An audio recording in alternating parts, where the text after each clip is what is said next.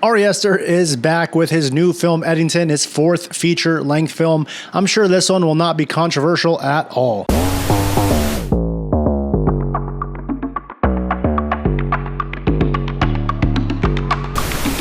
What's going on, ladies and gentlemen? Welcome to the Movie Dive. Today we're diving into Ari Aster and A24's new film, Eddington. Before we do dive in, please don't forget to subscribe to Movie Dive. Ring the little bell down below. I'm trying to get this little channel to 1,000 subscribers here in 2025. Eddington is one of the movies this year where I decided not to watch a single trailer for. I didn't watch the teaser trailer. I didn't watch the regular trailer. I stayed away from almost all promotion for this movie. Little did I know, as I kind of heard that it was a COVID storyline. I saw the poster. I think it's buffalo that are falling down from a mountain. Going to this movie blind, I think, was the right choice. And in hindsight, yeah, it was. This movie has a lot of big actor names. Of course, it's got Pedro Pascal, who's in almost everything. We got him in Fantastic Four next week. Has Joaquin Phoenix, has Emma Stone, has Austin Butler. But aside from what happens in the trailer, just is Joaquin Phoenix's movie. Most of the other actors are just side plots in the film or just come out for a portion of the movie. Ari Aster made the movie Hereditary, which is one of my favorite horror films of all time. I thought Midsommar was just a good movie. And then Beau is Afraid had one really good hour in it, and the rest of it I thought was just way too all over the place and a crazy runtime of 3 hours. Going into Eddington knowing it had a runtime of 2 hours 30 minutes had me definitely a little bit worried. I know lately whenever Ari Aster makes a movie, he loves to just throw shit at the wall because he's allowed to by A24. And I will say Eddington is no different, but this one does seem like his most grounded film. Looking it up, I see that Eddington has a budget of $25 million,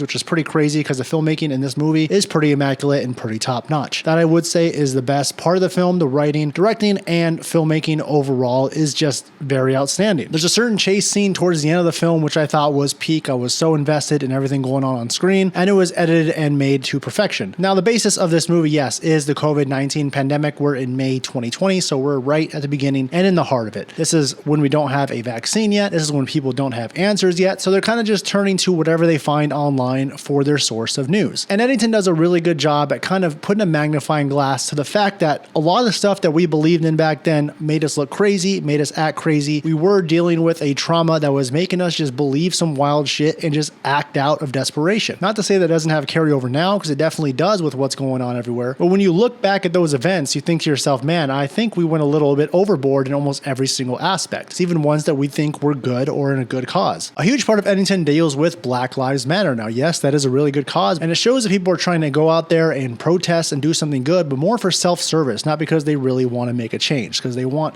to make themselves feel good about themselves because they're going through a time, again, of trauma. And Eddington is going to be difficult for a lot of people to watch. I admit it was very uncomfortable to watch at times. The first hour of the movie is just really into the beginning of the pandemic, where you just get reminded of the lifestyle and life you had back then, having to wear a mask. You can't go to social gatherings, all the rules that were put everywhere. You had certain people believing that it wasn't real when you know that it's real. You had people not wanting to listen to the laws, but at the same time, you kind of understand why they don't want to listen to the laws, but it's still a law. So yeah, so much murky water that was shown in this movie, and shows that so many good people with good intentions, that just makes things get worse and worse when they keep overdoing it. That is led by Joaquin Phoenix, who is the sheriff of this town. He's someone who refuses to wear a mask. When you follow him along in the movie, you kind of understand why. He thinks it's a small town. He doesn't think COVID exists in his town. He's trying to turn a blind eye to all the bad stuff that's going on, and because he's basically in his own world. He's also dealing with his own stuff at home, specifically with his wife, who is played by Emma Stone. And then finally, when he keeps having a battle with Pedro Pascal, who's someone who does believe in masks, who believes in social distancing, then Joaquin Phoenix decides to run for mayor, and that just leads to bad event after bad event after bad event. This movie goes from 100 to 200. It doesn't even start out at 0. Now, the runtime for this movie, I do wonder to myself, was it needed? It probably could have cut out 15 minutes. However, the fact that it was a slow burn really worked towards the story, and the last half an hour just took off, and you kind of understand why it was moving a little bit slower pace at the beginning of the film. I do really like Pedro Pascal's character here. He is the mayor of Eddington, and he just really puts himself on a high horse of believing he is the good guy. Again, he believes in masks, he believes in social justice, everything that is good, but it does show that there's just little hints of him being corrupt, and I don't even know if he knows how corrupt he's actually being. So I did really like Eddington. I thought it was a really good movie. I liked it quite a bit more than Beau is Afraid. There is a bunch of ADHD-ness still with Ari Aster, but at the same time, I feel like he absolutely does that on purpose. If you were to tell him while he was writing the script, hey, tone this down, your plots are going all over the place, he'd tell you that's exactly my point here. And this is absolutely going to divide audiences. I even looking on Letterboxd, I see people giving it either 4 stars or 1 star. I don't think it's that high. I don't think it's that low. 1 star is kind of crazy. I understand you might hate it, but the filmmaking, you still got to admit, is pretty outstanding. And you might not just be ready to revisit that time and being forced into that for 2.5 hours. Like I said, there's a lot of side plots in this movie. A lot of them do make sense. The one that Emma Stone is part of is the one I think they could have just done without her and Austin Butler. I like to stay with Joaquin Phoenix and Pedro Pascal the most, and that just escalated the story to a better point, in my opinion. In the end, Eddington, amazing filmmaking, great writing, great directing. Again, all over the place. That is Ari Aster to a fault. I'm going to go ahead and give it a 70 out of 100. What did you guys think of it? Did you like it a lot? Did you like it a little? Did you absolutely hate it? Did you absolutely love it? Comment down below. Let me know. Don't forget to subscribe to The Movie Dive, and we will see you next time.